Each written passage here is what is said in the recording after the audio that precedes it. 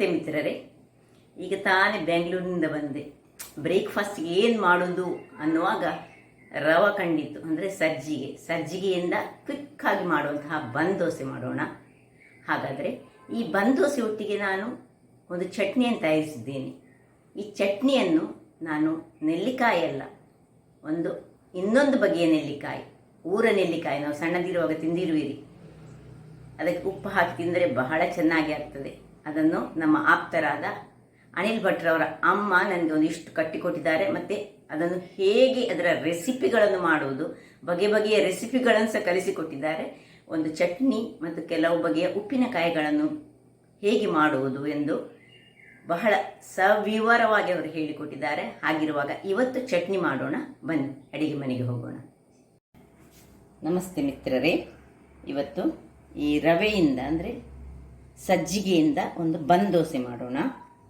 ಮತ್ತು ಏನು ನೆನೆ ಹಾಕಿದ್ದಿಲ್ಲ, ಬೆಂಗಳೂರಿನಿಂದ ಈಗ ಬೆಳಿಗ್ಗೆ ಬಂದದಷ್ಟೇ.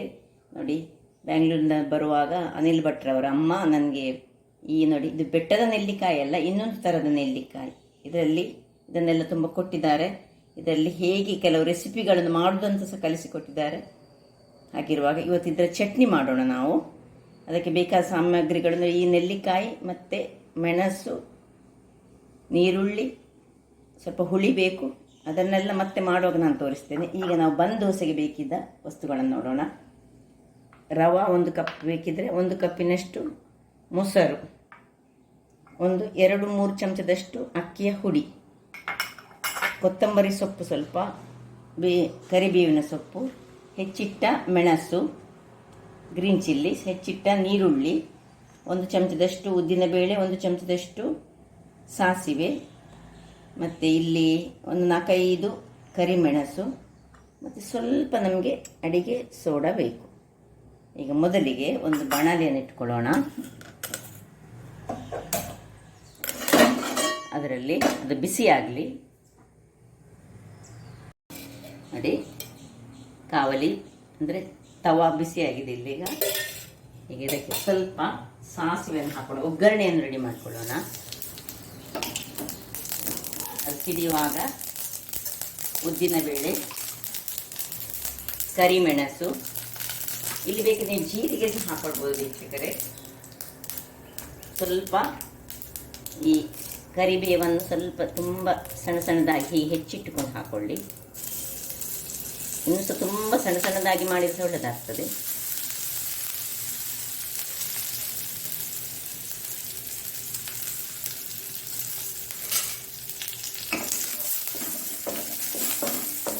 ಇಲ್ಲಿಗೆ ಕಾಯಿ ಮೆಣಸು ಮತ್ತು ನೀರುಳ್ಳಿಯನ್ನು ಸಹ ಹಾಕೊಳ್ಳೋಣ.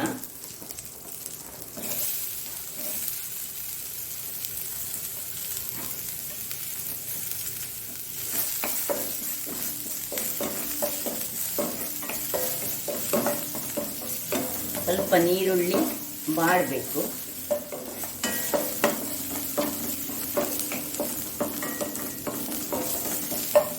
ಇಲ್ಲಿ ನೀರುಳ್ಳಿ ಬಾಡುವಾಗಲಿ ಇದಕ್ಕೆ ಚೂರು ಉಪ್ಪನ್ನು ಹಾಕೊಳ್ಳೋಣ.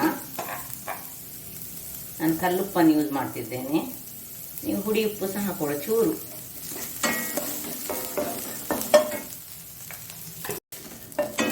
ಇಷ್ಟ ಆಗುವಾಗ ನೋಡಿ, ಸ್ವಲ್ಪ ಇದ್ರದ್ದು ಕಲರ್ ಚೇಂಜ್ ಆಗುವಾಗ ನೀರುಳ್ಳಿದು ಆಫ್ ಮಾಡಿಕೊಂಡು ಇದನ್ನು ತಣ್ಣಗಾಗಲಿಕ್ಕೆ ಹಾಗೆ ಬಿಡೋಣ. ತಣ್ಣಗಾಗಲಿ. ಈಗ ಇಲ್ಲಿ ಒಂದು ಸಣ್ಣ ಮಿಕ್ಸಿ ಜಾರ್ ಇಟ್ಕೊಂಡೋಣ.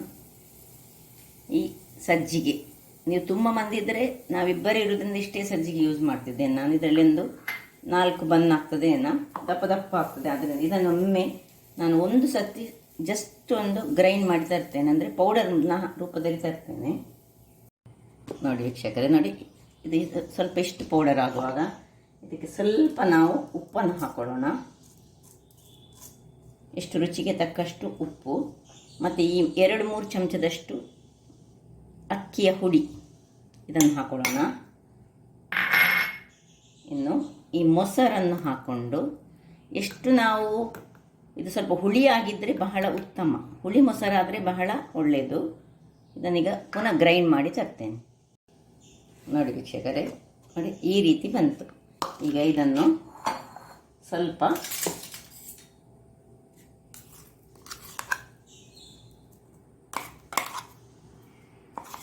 ಸ್ವಲ್ಪ ಇನ್ನೂ ಸಹ ನೀರನ್ನು ಬೇಕಿದ್ದು ನೀರು ಮಾಡ್ಕೊಳ್ಬೇಕು. ಇದನ್ನು ಸ್ವಲ್ಪ ಮೊಸರಿದ್ದರೆ ಮೊಸರು ಸಹ ಸೇರಿಸ್ಕೊಳ್ಬೋದು. ನಾನು ಇಟ್ಟುಕೊಂಡಷ್ಟು ಅಂದರೆ ನಾನು ಎಷ್ಟು ಸಜ್ಜಿಗೆ ತೆಗೆದುಕೊಂಡಿದ್ದೇನೆ ಅಷ್ಟೇ ಮೊಸರನ್ನು ಸಹ ತೆಗೆದುಕೊಂಡಿದ್ದೇನೆ, ಸ್ವಲ್ಪ ಹುಳಿ ಮೊಸರನ್ನು. ಈಗ ಇದಕ್ಕೆ ಸ್ವಲ್ಪ ನೀರು ಹಾಕಿ ನಾನು ನಿಮಗೆ ಕನ್ಸಿಸ್ಟೆನ್ಸಿ ತೋರಿಸ್ತೇನೆ. ನೋಡಿ ವೀಕ್ಷಕರೇ, ನೋಡಿ ಈ ಕನ್ಸಿಸ್ಟೆನ್ಸಿಯಲ್ಲಿ ಬರುವಾಗ ನಾವೀಗ ಇದು ತಣ್ಣಗಾದ ಇದನ್ನು ಇದಕ್ಕೆ ಸೇರಿಸ್ಕೊಳ್ಳೋಣ. ಈ ಒಗ್ಗರಣೆಯನ್ನು ಇದಕ್ಕೆ ನಾವು ಸೇರಿಸ್ಕೊಳ್ಳೋದು.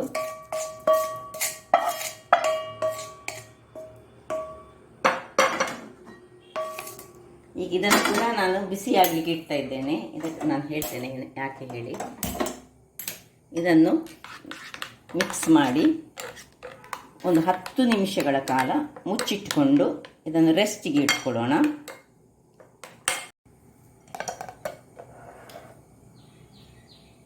ಇಲ್ಲಿ ನೋಡಿ ಇದು ಬಿಸಿ ಆಯಿತು. ಬಿಸಿ ಆಗುವಾಗ ನಾವು ಚಟ್ನಿಗೆ ರೆಡಿ ಮಾಡೋದು. ನೋಡಿ ಈ ಒಂದು ನೆಲ್ಲಿಕಾಯಿ ನಿಮಗೆ ನಾನು ಹೇಳಿದ್ದೇನೆ, ಇದು ಬೆಟ್ಟದ ನೆಲ್ಲಿಕಾಯಿ ಅಲ್ಲ, ಇದು ಕಾಲಿ. ಇದರ ನಡುವಿನ ಬೀಜ ಈಗ ನಾವು ತೆಗೆದುಕೊಳ್ಬೇಕು. ನೋಡಿ ಇದನ್ನು ಸ್ವಲ್ಪ ಇದು ಬಿಸಿ ಆಗುವಾಗ ಸ್ವಲ್ಪ ಬಿಸಿ ಮಾಡಿಕೊಳ್ಳೋದು. ಇದನ್ನು ಬೀಜ ಬೇಡ ನಮಗೆ, ಈ ಬೀಜ ತೆಗೆದು ಖಾಲಿ ಇಷ್ಟನ್ನು ಇದನ್ನು ಸಣ್ಣ ಉರಿಟ್ಟುಕೊಳ್ಳಿ. ಇದನ್ನೆಲ್ಲ ನಾನು ಹೀಗೆ ಎಲ್ಲ ಕಟ್ ಮಾಡಿ ಬೀಜವನ್ನು ತೆಗೆದು ಇದರಲ್ಲಿ ಹಾಕ್ಕೊಳ್ತೇನೆ. ಆಮೇಲೆ ನೋಡೋಣ. ಇದು ನೋಡಿ, ಇದು ಸಣ್ಣ ಸಣ್ಣದಾಗಿ ತುಂಬ ಎಳೆಯದಾಗಿರೋದ್ರಿಂದಾಗಿ ನಾನು ಒಂದು 5-6-10 ಹಾಕ್ಕೊಂಡಿದ್ದೇನೆ. ಸಣ್ಣ ಸಣ್ಣದು, ಇದು ಅಷ್ಟು ಹುಳಿ ಇಲ್ಲ. ನಿಮಗೆ ದೊಡ್ಡ ದೊಡ್ಡ ನೆಲ್ಲಿಕಾಯಿ ಅಂತದಿದ್ದರೆ, ಅದು ತುಂಬ ಹುಳಿ ಇದ್ದರೆ ಒಂದು 4-5 ಹಾಕ್ಕೊಂಡ್ರೆ ಸಾಕು. ನೋಡಿ ಸ್ವಲ್ಪ ಎಣ್ಣೆ ಹಾಕಿ ಅದನ್ನು ಸ್ವಲ್ಪ ಬಾಡಿಸ್ಕೊಳ್ತಿದ್ದೇನೆ. ಇನ್ನು ಈ ಒಣಮೆಣಸು ಅದಕ್ಕೆ ಹಾಕ್ಕೊಳ್ತಿದ್ದೇನೆ. ಈ ನೀರುಳ್ಳಿಯನ್ನು ಒಂದು ತುಂಡು ನೀರುಳ್ಳಿ, ನೋಡಿ ಸಣ್ಣ ತುಂಡು ನೀರುಳ್ಳಿಯನ್ನು ಹಾಕ್ಕೊಳ್ತಿದ್ದೇನೆ. ಇದಕ್ಕೆ ಒಂದು ಬೆಳ್ಳುಳ್ಳಿ, ಒಂದು ಸಣ್ಣ ತುಂಡಿನಷ್ಟು ಶುಂಠಿ ಹಾಕಿ ಸ್ವಲ್ಪ ಹುರಿದುಕೊಳ್ಳೋಣ.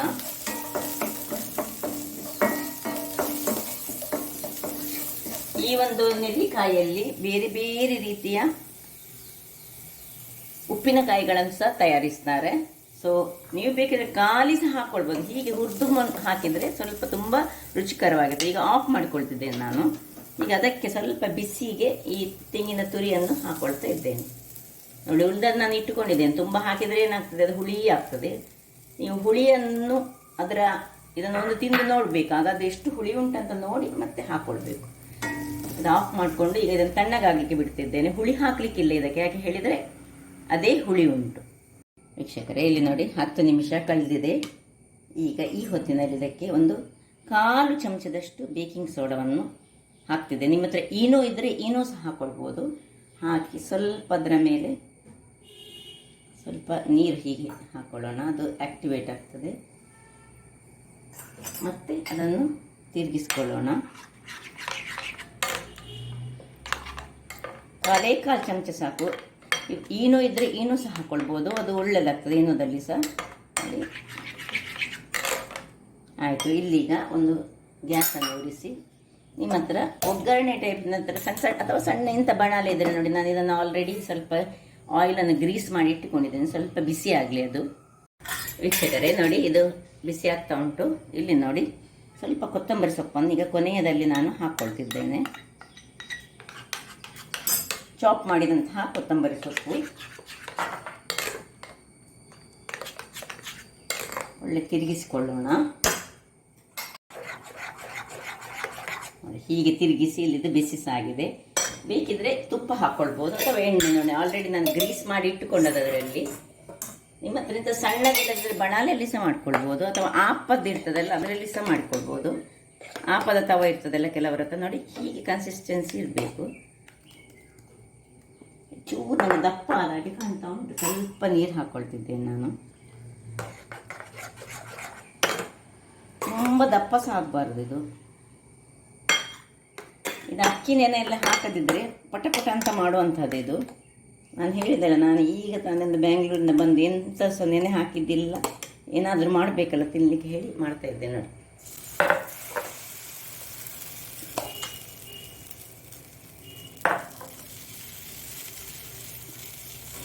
ಹಾಕಿ ಸುರಿಗೆ ದೊಡ್ಡ ಉರಿ ಇರಬೇಕು ನೋಡಿ. ಹೀಗೆ ಆಗುವಾಗ ಈಗ ಇದಕ್ಕೆ ಸ್ವಲ್ಪ ಮುಚ್ಚಳವನ್ನು ಮುಚ್ಚಿಕೊಳ್ಳೋಣ. ಈಗ ಇದು ಸಣ್ಣ ಉರಿಯಲ್ಲಿ ನಾವು 5 ನಿಮಿಷಗಳ ಕಾಲ ಇದನ್ನು ಮುಚ್ಚಿಕೊಂಡು ಬೇಯಿಸೋಣ. ವೀಕ್ಷಕರೇ, ಇಲ್ಲಿ ನೋಡಿ ಹೇಗೆ ಬಂದಿದೆ ನೋಡಿ. ಈಗ ಮೇಲೆ ಬೇಕಿದ್ರೆ ಸ್ವಲ್ಪ ತುಪ್ಪವನ್ನು ನಾವು ಹಾಕ್ಕೊಳ್ಬೋದು. ಅದು ನಿಮಗೆ ಬಿಟ್ಟರೆ ತುಪ್ಪ ಬೇಕಿದ್ರೆ ತುಪ್ಪ, ಅಥವಾ ಎಣ್ಣೆ ಬೇಕಿದ್ರೆ ಎಣ್ಣೆ. ಈಗ ಅದನ್ನು ಸ್ವಲ್ಪ ಅಡಿಮೇಲೆ ಮಾಡ್ಕೊಂಡು ಹಾಕೊಳ್ಳೋಣ. ನೋಡಿ ಹೇಗೆ ಬರ್ತದೆ ನೋಡಿ. ಇನ್ನು ಸಣ್ಣ ಉರಿಯಲ್ಲೇ ಹೆಚ್ಚಿರಬೇಕು. ಮೇಲೆ ಒಳಗಿಂದೆಲ್ಲ ಬೆಂದಿದೆ. ಒಂದು 2 ನಿಮಿಷ ಬಿಟ್ಟು ಬಿಡೋಣ. ನೋಡಿ ವೀಕ್ಷಕರೇ, 2 ನಿಮಿಷಗಳ ಬಳಿಕ ಹೇಗೆ ಆಗಿದೆ ನೋಡುವ. ನೋಡಿ ಹೇಗೆ ಬಂದಿದೆ ನೋಡಿ, ಒಳ್ಳೆ ಕಾದಿದೆ. ಈಗ ನೀವು ಬೇಕಿದ್ರೆ ನಿಮಗೆ ಅದು ಕಾದಿದ ಇಲ್ವಾ ಅಂತ ಒಂದು ಚೂರಿಯಲ್ಲಿ ಬೇಕಿದ್ರೆ ಚೆಕ್ ಸಹ ಮಾಡಿಕೊಳ್ಬೋದು. ಹೀಗೆ ನೀವು ಮಾಡಿದ ನೋಡಿ, ಏನು ಇದರಲ್ಲಿ ಇಲ್ಲ. ಒಂದು ಬಂದೋಸ ರೆಡಿ ಆಯಿತು. ಈಗ ಹಾಗೆ ಸ್ವಲ್ಪ ಉರಿ ಸ್ವಲ್ಪ ದೊಡ್ಡದು ಸುರಿಗೆ ನೋಡಿ. ಹೀಗೆ ಏನಾದರೂ ಹೆಚ್ಚು ಇದ್ದರೆ ಇದನ್ನು ತೆಗೆದುಕೊಳ್ಬೇಕು, ಇಲ್ಲದಿದ್ದರೆ ಅದು ಅದಕ್ಕೆ ಅಂಟಿಕೊಳ್ತದೆ. ಇನ್ನು ಈಗ ನಾನು ತುಪ್ಪ ಹಾಕಿ ಮಾಡ್ತೇನೆ ನೋಡಿ.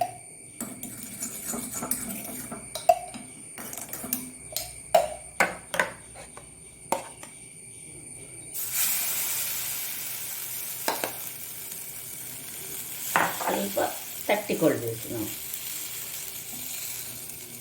ಇನ್ನು ಸಣ್ಣ ಉರಿ ಮಾಡಿಕೊಂಡು ಮುಚ್ಚಳ ಮುಚ್ಚಿ ಬೇಯಿಸೋಣ ನೋಡಿ. ಇದು ಇಲ್ಲಿ ಬೇಯ್ತಾ ಇರೋ ಹಾಗೆ ಇದು ಸಣ್ಣ ಉರಿಯಲ್ಲಿ ಉಂಟು. ಇಲ್ಲಿ ಚಟ್ನಿಯನ್ನು ನಾವು ರೆಡಿ ಮಾಡಿಕೊಳ್ಳೋಣ. ತಣ್ಣಗಾಗಿದೆ ಇದು ನೋಡಿ.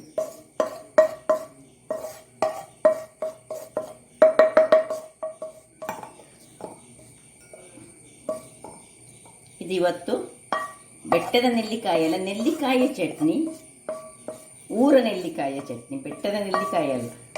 ಬೆಟ್ಟದ ನೆಲ್ಲಿಕಾಯಿ ಸಹ ಬಹಳ ಉತ್ತಮ ಆರೋಗ್ಯಕ್ಕೆ. ಈ ನೆಲ್ಲಿಕಾಯಿ ಸಹ ವಿಟಮಿನ್ ಸಿ ಅನ್ನು ಹೊಂದಿದೆ. ಅದರಿಂದಾಗಿ ಇದು ಸಹ ದೇಹಕ್ಕೆ ಬಹಳ ಉತ್ತಮ. ಈಗ ಇದಕ್ಕೆ ಸ್ವಲ್ಪ ನೀರನ್ನು ಹಾಕ್ಕೊಂಡು, ನಾನು ಹುಳಿ ಹಾಕಲಿಕ್ಕಿಲ್ಲ, ಯಾಕೆಂದರೆ ಅದೇ ಹುಳಿ ಉಂಟು, ನಾನು ಗ್ರೈಂಡ್ ಮಾಡಿ ತರ್ತೇನೆ. ವೀಕ್ಷಕರೇ, ಇಲ್ಲಿ ನೋಡಿ ರೆಡಿಯಾಗಿದೆ. ಇದು ಗ್ರೈಂಡ್ ಮಾಡುವಾಗ ನೀರಿನೊಟ್ಟಿಗೆ ನಾನು ಉಪ್ಪನ್ನು ಸಹ ಹಾಕೊಂಡಿದ್ದೇನೆ. ಸೊ ಇಲ್ಲಿದು ರೆಡಿ ಆಯಿತು. ಇದನ್ನು ಶಿಫ್ಟ್ ಮಾಡುವ. ಇದಕ್ಕೆ ಒಗ್ಗರಣೆ ಬೇಕಿದ್ರೆ ಒಗ್ಗರಣೆ ಕೊಡ್ಬೋದು. ಸಾಸಿವೆ ಮತ್ತು ಉದ್ದಿನಬೇಳೆ ಹಾಕಿ ಒಗ್ಗರಣೆ ಕೊಟ್ಟರೆ ಸಾಕು. ಆದರೆ ಅದರದ್ದು ಆ ಫ್ಲೇವರ್ ನಿಮಗೆ ಸಿಗಬೇಕಾದ್ರೆ ಇದಕ್ಕೆ ಒಗ್ಗರಣೆ ಅಗತ್ಯ ಇಲ್ಲ. ಕಾಲಿದ್ರೆ ಅದು ಒಳ್ಳೆಯದಾಗೋದು, ಆ ಒಂದು ನೆಲ್ಲಿಕಾಯಿಯ ಫ್ಲೇವರ್ ಸಿಗಬೇಕಾದ್ರೆ. ಇಲ್ಲಿ ನೋಡಿ ಇದು ರೆಡಿಯಾಗಿದೆ. ನೋಡೋಣ ಹೇಗೆ ಆಗಿದೆ ಅಂತ. ಇದನ್ನು ಸ್ವಲ್ಪ ಮೇಲೆ ತುಪ್ಪ ಹಾಕೊಳ್ಳೋಣ.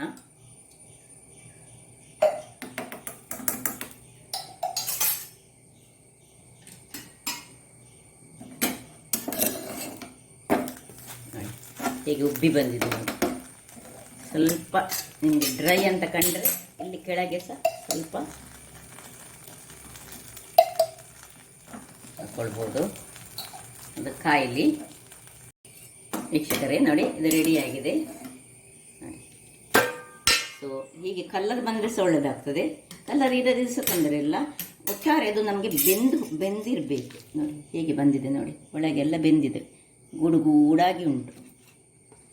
ಇದಕ್ಕೆ ಸ್ವಲ್ಪ ಚಟ್ನಿಯನ್ನು ಸಹ ಹಾಕಿ ಸರ್ವ್ ಮಾಡೋಣ.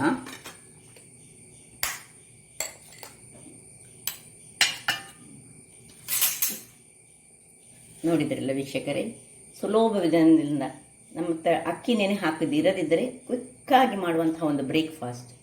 ಹಾಗಾದರೆ ನನ್ನ ಈ ಕುಕಿಂಗ್ ಚಾನಲ್ ನಿಮಗೆ ಇಷ್ಟ ಆದರೆ ಬೋಳೂರು ಸುವರ್ಣ ಚಾನಲನ್ನು ಲೈಕ್ ಮಾಡಿ, ಶೇರ್ ಮಾಡಿ ಹಾಗೂ ಸಬ್ಸ್ಕ್ರೈಬ್ ಮಾಡಿ. ಹಾಗೂ ನನ್ನ ಇನ್ಸ್ಟಾಗ್ರಾಮ್ ಪೇಜನ್ನು ಫಾಲೋ ಮಾಡಿ. ಧನ್ಯವಾದಗಳು.